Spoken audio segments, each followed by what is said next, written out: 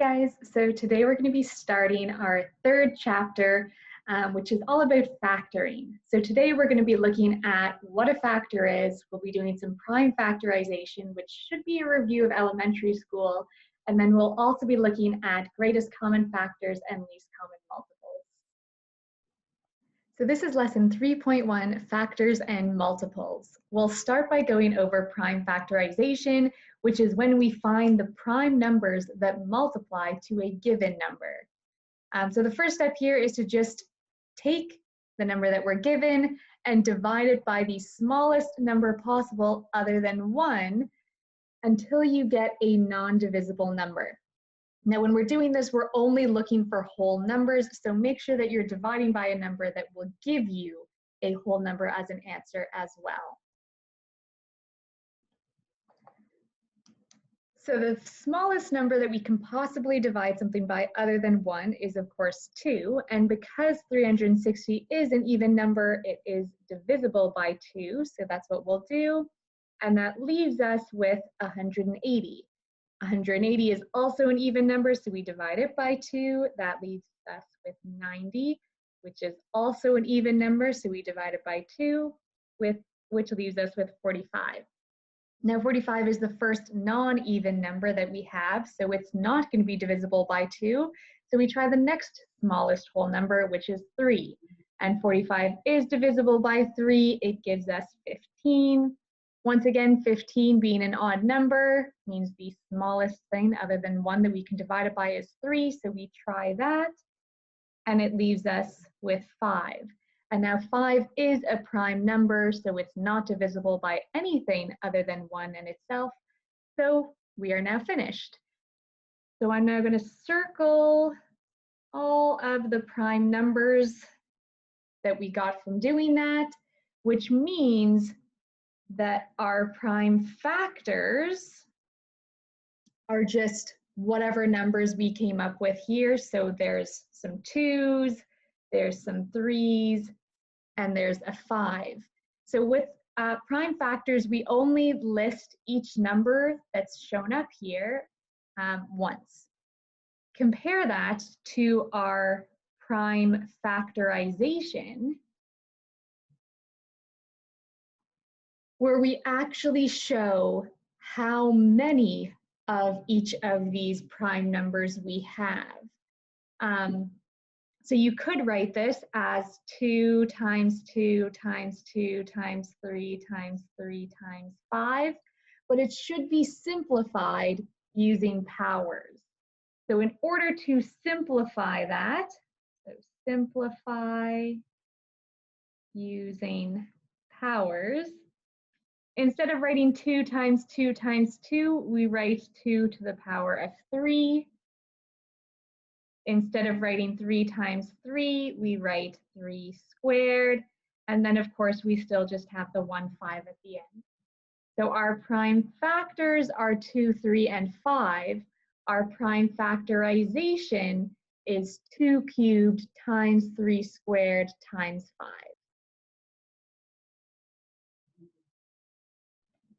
Next up, we're going to be finding greatest common factors, which is just the largest number that multiplies to 2 or more other numbers. So in this example here, I've given you 2 numbers, 126 and 144, and I've asked you to find the greatest common factor, the greatest number that can multiply to both of these. So the way that we actually figure this out is by saying, okay, if I take 126 and I divide it by 1 and get 126, that tells me that 126 times 1 would equal 126. So all I'm going to do is I'm going to take 126 and I'm going to divide it, starting with 1 and getting to larger numbers, by everything that will divide and give me a whole number. So I can also do 126 divided by 2 and get a whole number. I can do 126 divided by 3 and get a whole number. If I divide by 4, I'm going to get a decimal, so I'm not even going to bother writing it down. Same with 5. But I can divide by 6 and get a whole number. Same with 7. 8 doesn't work. 9 does. And if you try 10, 11, 12, or 13, you're also going to get a decimal. After that, we get to 14, which is already one of the numbers here. So we don't have to continue. As soon as the number we're dividing by is a number that already shows up on the answer side, we're finished. We don't have to keep going. At that point, anything that we have divided by and any of our answers are all factors of 126, which I just haven't bothered writing in down here. Then we're going to do the exact same thing for 144. So I divide it by 1 and get 144. I divide it by 2 and get 72. Divided by 3 is 48. Divided by 4 is 36. I divide by 5 and get a decimal, so I don't bother writing it. Divide by 6 and get 24. Divide by 8 and get 18. Divide by 9 and get 16. And divide by 12 and get 12. Once again, everything that I've divided by and all of my answers are all factors of 144, because if I take the number that is the answer and multiply it by the thing I divided by, I would get the 144. Then all I'm going to do to find my greatest common factor is look within both of these rectangles and see what's the biggest number that appears in both of these. So 126 and 144 only appear in one, same with 63 and 72, 42 and 48, 21, 36, 24, all of those only appear in one. And then we get to 18.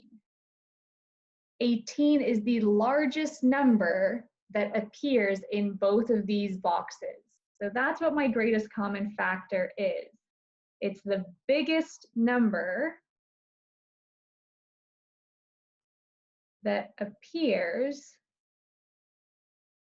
in both boxes. So in this case, my greatest common factor is 18. And once again, you can see why I finally stopped on this side. And it's because, again, as soon as I have a number that I'm dividing by that also appears as an answer, that's when I stop. Okay? Next up, we have our least common multiple, which are numbers you get as a product. Those are your multiples. And then the least common multiple is just going to be the smallest one. So for least common multiples, what you're going to do is you're going to take the numbers that you're given, and instead of dividing like we did with greatest common factor, we are going to multiply these numbers, starting with 1 and then slowly moving upwards. So I'll do 24 times 1 is 24. Times 2 is 48. If I times it by 3, it's 72. If I times it by 4, it's 96. And you never really know how many of these you're going to have to do. So just do a couple for each number, and then, you know, if you have to go back, if I switch to multiplying 36 by things now, and I still don't have a number that's the same, I would go back to the 24. But all of these answers are my multiples. So those are my multiples of 24. So we'll do the same thing for 36. So multiply it by 1, multiply it by 2. I could keep going and multiplying by 3 and 4 and so on. However, I already see that I have a number that's showing up in this box that also appears in the other box. So these are my multiples of 36. And because I'm looking for the lowest common multiple, I'm looking for the smallest possible number that appears in both of these boxes. So 24 only appears on one side, so does 36, so does 48. The next smallest number is 72, and it does appear on both sides. So my lowest common multiple is 72, because again, it's the smallest number in both boxes.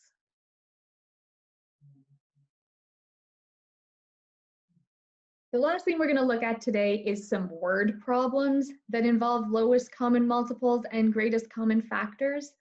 And when you're doing word problems like this, the very first thing you want to figure out is, are you dealing with a lowest common multiple word problem or a greatest common factor word problem? Because obviously that's going to affect how you solve it. So for this first question here, it says rope 1 is 24 centimeters long, rope 2 is 42 centimeters long. The ropes must be cut into pieces of the same length. What is the longest possible length of each piece? Now, because it's asking for the longest possible length, as opposed to say the minimum length, that word longest tells me that this is a greatest common factor question. Anytime we're talking about the most or the biggest or the greatest or the longest, it's a greatest common factor question. If you're talking about the smallest or the least, that would be a least common multiple question. So now that I know that this is a greatest common factor question, I'm just going to take the numbers that I was given, my 24 and my 42, and set this up just like I did, oopsies, with my greatest common factors. Okay, so I'm going to take each of these numbers and divide them. So 24 divided by 1 is 24.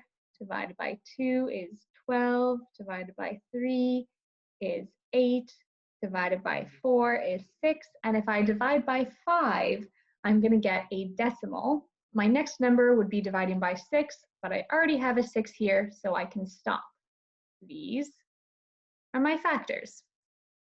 I do the same thing for 42, so 42 divided by 1 is 42, divided by 2 is 21, divided by 3 is 14. If I divide by 4 or 5, I'm going to get a decimal. If I divide by 6, I get 7.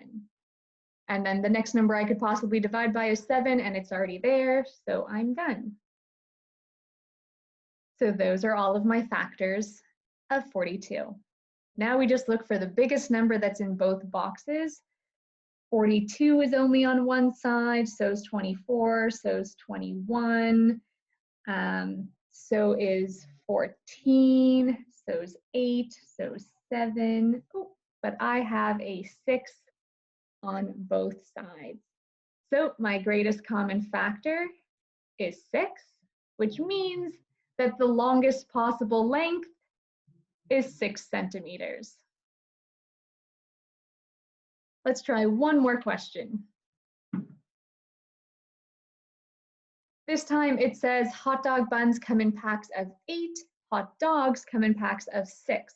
What is the fewest number of hot dogs in buns that you can make with no leftover buns or hot dogs? So I want every hot dog to be inside of a bun, and I don't want there to be any leftover buns or hot dogs.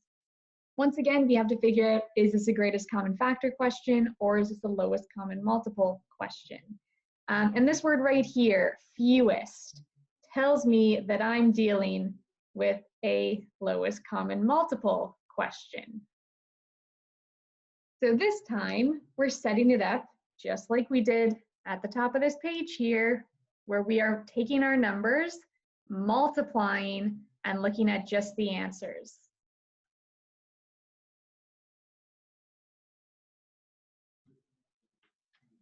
So I have 8 and 6 as my two numbers.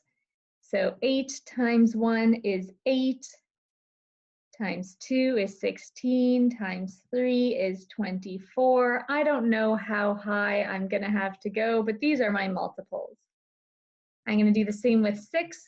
So 6 times 1 is 6, times 2 is 12, times 3 is 18, times 4 is 24. These are my multiples, and the lowest number that appears in both sides is 24. If I had gone up above 24 here and still hadn't found a multiple that was the same as this side, I would go back to my 8 and keep going up on that side as well. I do usually like to start with the larger number because I find that easier. But anyway, my lowest common multiple is 24, which means that I can make 24 hot dogs with buns. Okay, that is it for today's lesson. Let me know if you have any questions.